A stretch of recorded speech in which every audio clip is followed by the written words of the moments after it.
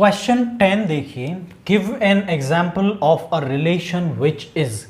तो हमें इन सभी तरीके के लिए रिलेशन का एग्जाम्पल देना है जो इनको फॉलो करता हो। जैसे पहला वो कह रहा है कि सिमेट्रिक हो but neither reflexive nor transitive.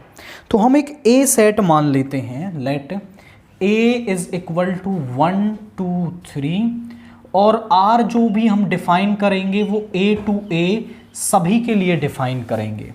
तो जो पहला रिलेशन हम बना रहे हैं ज़रा चेक करिए कि सिमेट्रिक होना चाहिए, मतलब उसका रिवर्स एलिमेंट एग्जिस्ट करना चाहिए।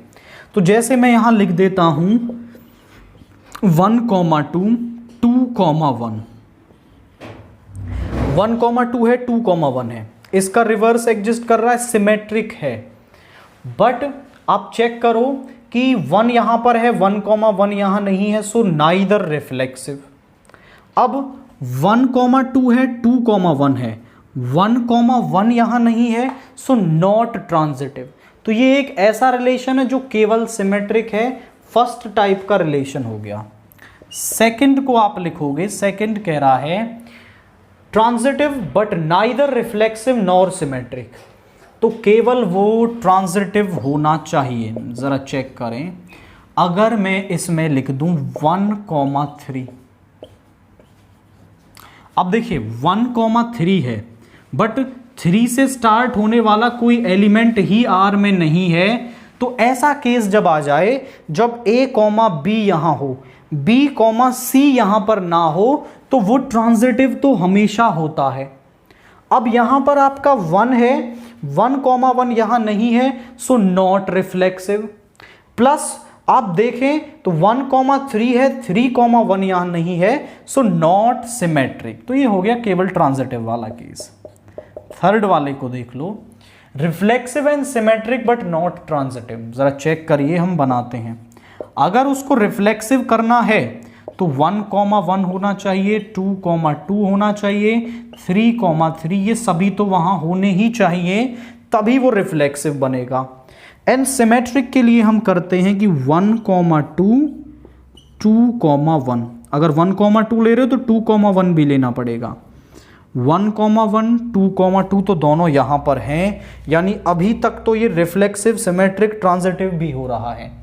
बट वो कह रहा है कि रिफ्लेक्सिव एंड सिमेट्रिक हो, ट्रांजिटिव ना हो। तो इसके लिए हम क्या कर लेते हैं, एक और पेयर ऐड कर लेंगे, 1, 3, 3, 1 भी लेना पड़ेगा क्योंकि सिमेट्रिक हमें करना है। तो अब ये रिफ्लेक्सिव भी है, सिमेट्रिक भी है। ट्रांजिटिव जरा चेक करते हैं। तो यहां पर हम अगर ट्रांजिटिव इसको चेक करें तो जरा देखिए, 1 से स्टार्ट, 2, 1 से स्टार्ट होने वाला है 1, 3। तो 2, 3 यहां पर है, 2, 3 यहां कहीं भी नहीं है, यानी ये अब ट्रांजिटिव नहीं रहा आपका। तो इस पेयर को ऐड करने के बाद ये ट्रांजिटिव नहीं रहा, ये केवल आपका रिफ्लेक्सिव है, सिमेट्रिक है, और यही हमें करना था। फोर्थ वाले पार्ट पर आ जाइए, क्या कह रहा है, reflexive and transitive but not symmetric. Reflexive होना चाहिए एंड ट्रांजिटिव होना चाहिए बट नॉट सिमेट्रिक। तो सिंपल, अगर रिफ्लेक्सिव करना है तो 1, 1, 2, 2, 3, 3 ये तो रहेंगे ही उसमें। बट अगर आप यहां ले लेते हो 1, 3 और इसका रिवर्स मत लो, देखो जरा 1, 1, 3, 1, 3 यहां पर हो रहा है, 1, 3, 3, 3 यानी 1, 3 भी यहां पर है। तो ये आपका अब ट्रांजिटिव भी है और रिफ्लेक्सिव भी है। बट 1, 3 है, 3, 1 नहीं है, तो सिमेट्रिक नहीं है आपका। तो ये बन गया। फिफ्थ वाले टाइप को देखते हैं। फिफ्थ क्या कह रहा है, symmetric and transitive but not reflexive. जरा देखिए, सिमेट्रिक होना चाहिए, यानी 1, 2 ले लिया तो 2, 1 भी हमें यहां पर लेना पड़ेगा। अब ये सिमेट्रिक है बट ट्रांजिटिव करने के लिए 1, 2, 2, 1, तो 1, 1 को हमें यहां लिखना पड़ेगा। और अगर आप ऐसे लो 2, 1, 1, 2, तो 2, 2 को भी हमें यहां पर लिखना पड़ेगा। अभी देखो कि 1 है, 1, 1 है, 2 है, 2, 2 है, बट 3 है, 3, 3 यहां पर नहीं है, तो ट्रांजिटिव तो ये नहीं हुआ।